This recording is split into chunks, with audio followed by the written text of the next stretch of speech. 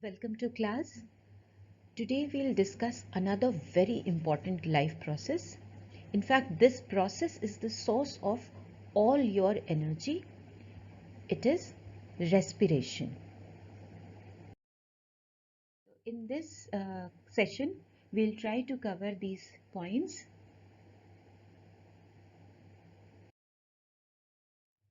Before we proceed further, let's clear up the basics. What is respiration?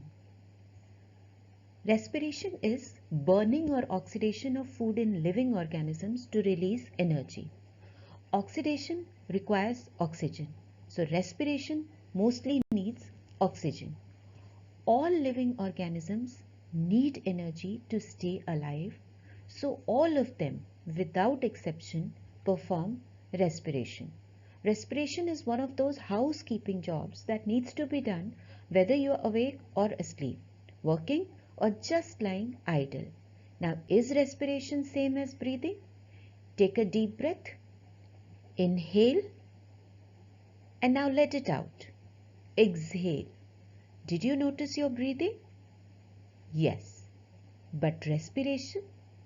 The term respiration in biology is used for burning of food. This burning occurs in cell. So respiration is a cellular process while breathing is simply the exchange of gases which occurs in humans through lungs. Now, do you recall how other animals breathe?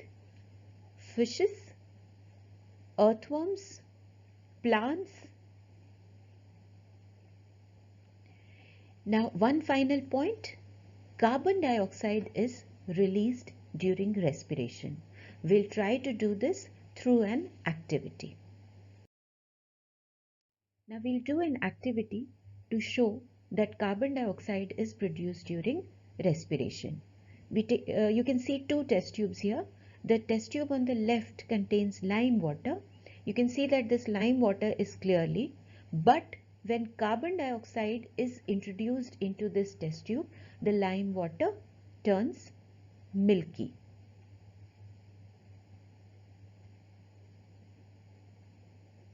Can you see the speed with which it happens?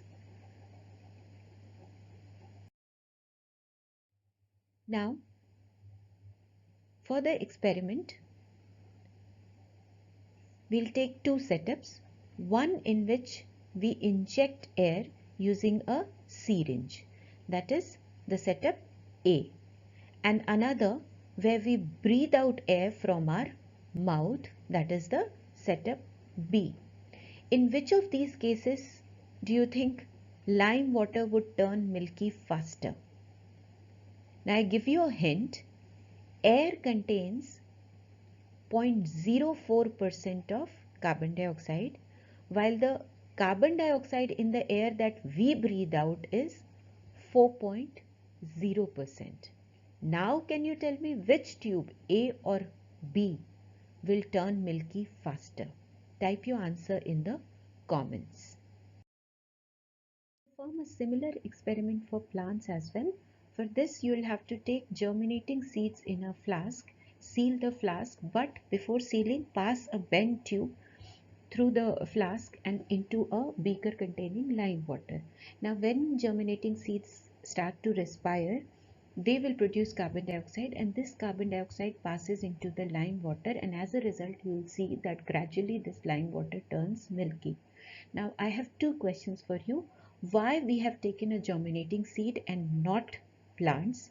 And second, what will happen if instead of germinating seeds you take maybe broken or boiled seeds? Think over it and let me know.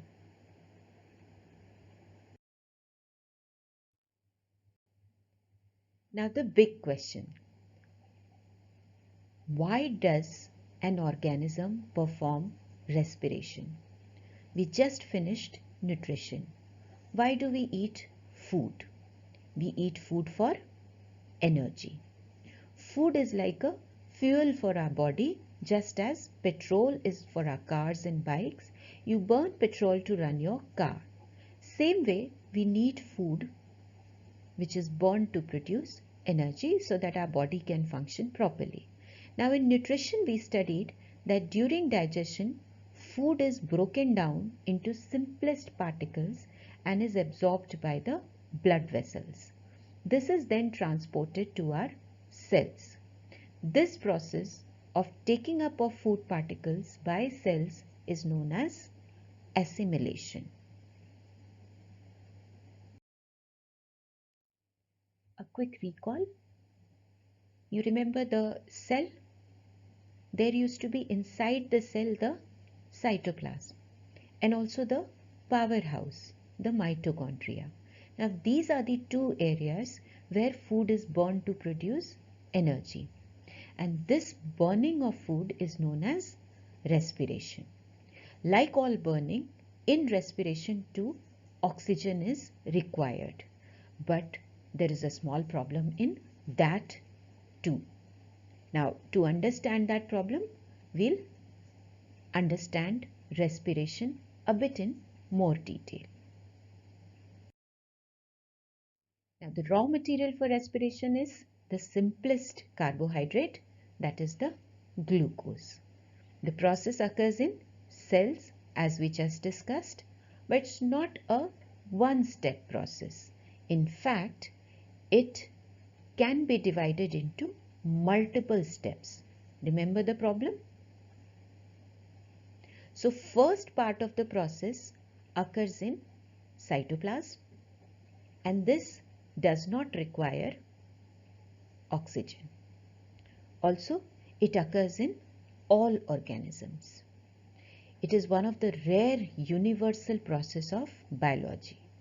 The second part of respiration occurs in mitochondria, and this oxygen is required for this process, and in this process along with carbon dioxide, water is also formed. So we have glucose, which is converting into a pyruvate. Glucose is a 6-carbon compound converted into pyruvate, which is a 3-carbon compound. This is occurring in cytoplasm. And then this pyruvate is converted into carbon dioxide, which is single carbon of course, and this process occurs in mitochondria in presence of oxygen. Now before we proceed, a quick recap. You may pause and go through this yourself. First part of respiration occurs in cytoplasm, occurs in all organisms, both aerobic and anaerobic. No oxygen is needed. It is known as glycolysis, results in formation of 3-carbon pyruvic acid or pyruvate, and less energy is produced in this. The second part of respiration occurs in mitochondria, does not occur in prokaryotes because of course prokaryotes do not have mitochondria, and it requires oxygen, so it cannot occur in anaerobic organisms. Known as Krebs cycle, it results in formation of carbon dioxide and water, and a lot of energy is produced in this process. So in anaerobic organisms, respiration stops at first part, that is only the glycolysis part. This type of respiration is known as anaerobic respiration, or in some cases fermentation. So pyruvate is formed in all organisms due to the first part of respiration. Now 3 things can happen to this pyruvate. 1, it can further degrade into ethanol. Now you can see that pyruvate is a 3-carbon compound, whereas ethanol is 2-carbon. So 1 carbon is released as carbon dioxide and a small amount of energy is also produced. This process does not require oxygen and is known as fermentation. In yeast, this process is the source of energy, and because of this we use yeast for fermentation during baking.